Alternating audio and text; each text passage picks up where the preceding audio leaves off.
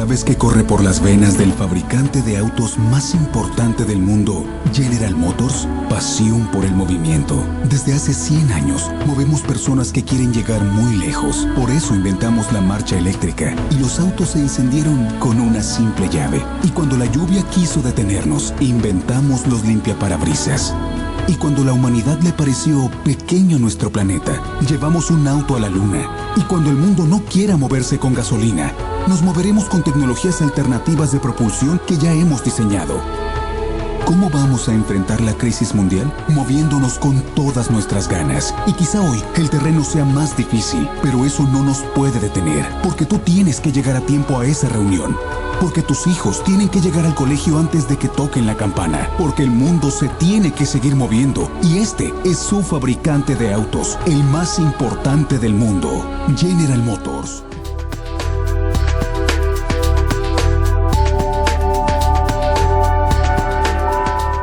Llamándose General Motors, pero bien le queda el mote de Government Motors. ¿Por qué? Bueno, porque el gobierno de Estados Unidos, junto con el de Canadá, por cierto, será el dueño mayoritario de esta empresa durante este proceso de bancarrota. Ahora la pregunta es cómo manejará a la nueva empresa el gobierno, y en este camino de reestructuración hay algunos puntos que han causado polémica, entre ellos es la relación con los sindicatos, como nos explica Juan Carlos López. El gobierno de Estados Unidos será dueño del 60% de la General Motors, pero según el presidente Obama no la administrará. No tengo interés alguno en manejar General Motors. La General Motors será administrada por una junta privada de directores y un equipo gestor con la experiencia en la manufactura de autos en Estados Unidos, que refleja un compromiso con la calidad y la innovación.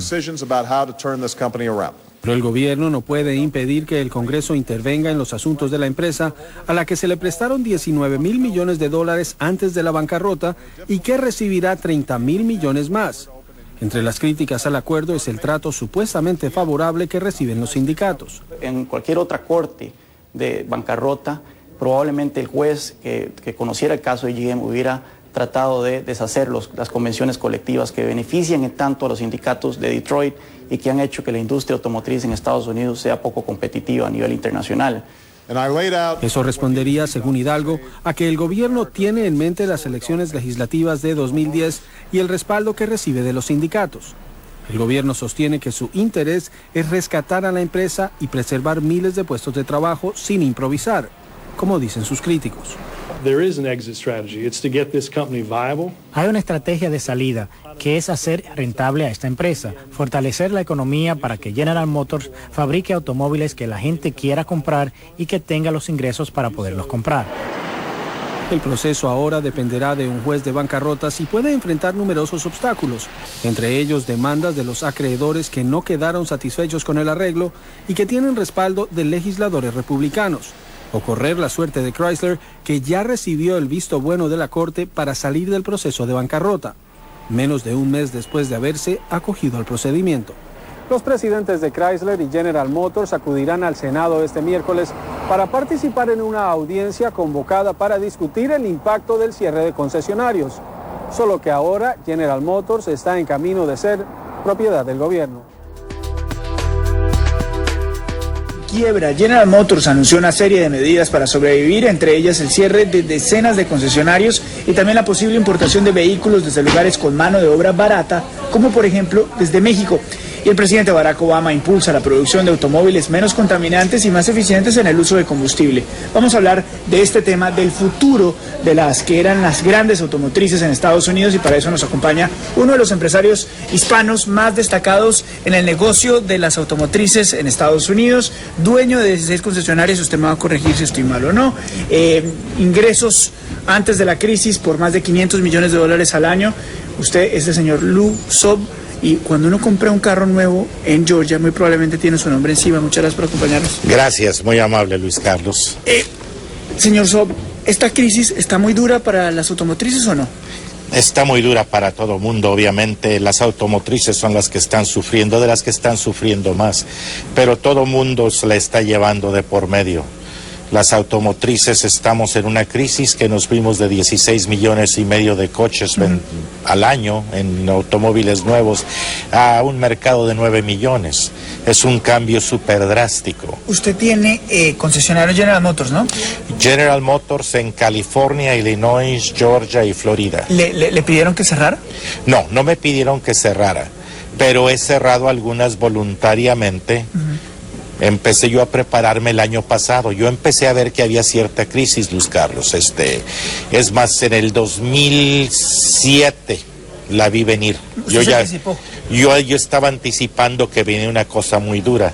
Y yo soy de los que, sí soy un poquito, me gusta analizar las cosas. ¿Y cuáles fueron esas cosas que le dijeron? Se viene una crisis, se viene una tormenta. Se viene una tormenta, las ventas estaban bajando, sin embargo los representantes de las automotrices como Ford y General Motors nos decían todo está bien.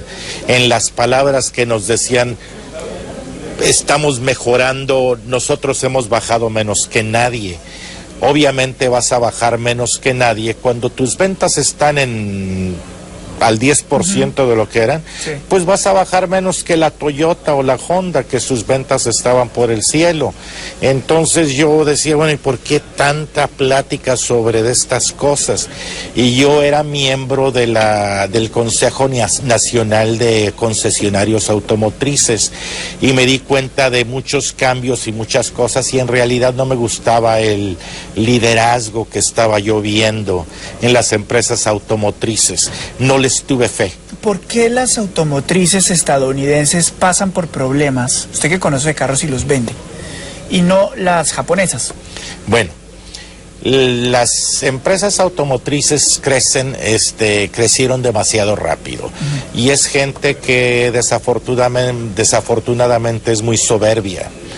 Entonces se sentían dioses. No querían cambiar. No querían cambiar. Tenían una manera de hacer las cosas y se fueron sobre eso. Toyota se fue a dedicar a hacer el Toyota Prius, que fue un gran éxito. General Motors fue y compró la Homer, que fue un fracaso, totalmente contrario. Entonces no veían las crisis petroleras, no veían las crisis financieras, seguían haciendo los automóviles que la gente ya no estaba clamando como antes. Había ciertas personas que querían el Homer, pero la mayoría de las personas querían una cosa más chica. Claro. Ahora, uno de los errores más grandes que se han cometido, la Toyota, que es japonesa, pues está fracasando ahora, porque trataron de emular a General Motors, empezaron a sacar camionetas como la Tundra, muchos SUVs, y perdieron inclusive el último cuarto más que la General Motors todavía. Usted es un experto en la venta de vehículos. Digamos que yo le entrego a usted la lámpara de Aladino y usted le puede decir a los que crean los vehículos cuál es el auto perfecto que usted cree que podría vender más a la gente. ¿Qué le diría a ese Aladino? Hágame el carro así. ¿Qué tiene que tener el carro? ¿Cuál es el carro que se vendería mucho en Estados Unidos? Bueno, un automóvil que se vendería mucho en Estados Unidos obviamente sería un automóvil que tuviera bastante espacio por dentro, que tuviera economía, que tuviera dependencia, que sea un coche que pueda uno depender de él. La gente quiere calidad, la gente quiere economía y la gente lo quiere a un buen precio.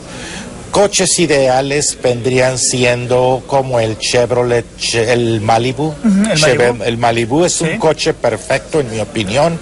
Un Toyota sería un coche perfecto, el Camry. Me quedo con el Malibu y el Camry y el Honda Accord. Le tengo que hacer la última pregunta porque desafortunadamente, y me encantaría poder hablar mucho más tiempo con ustedes, nos tenemos que ir. Es una persona exitosísima en esto. Usted llegó acá sin saber inglés, limpiando, difíciles condiciones. ¿Uno cómo hace para tener un emporio como el que tiene usted? Rapidísimo. La clave del éxito. Bueno, yo era tan ignorante que cuando vine me dijeron que si trabajaba iba a progresar. Y desde que llegué mi papá me dijo, haz lo que hagas, haz lo mejor que puedas hacer. Si barres, el mejor barrendero, si vendes, el mejor vendedor, si vas al ejército hay que ser el mejor soldado. Y siempre traté de seguir los ejemplos de mi padre. Y gracias a Dios lo hemos logrado. Muchísimas gracias. Gracias. Muy amable por acompañarnos, muy gentil. Hasta luego. Gracias. Muchísimas gracias.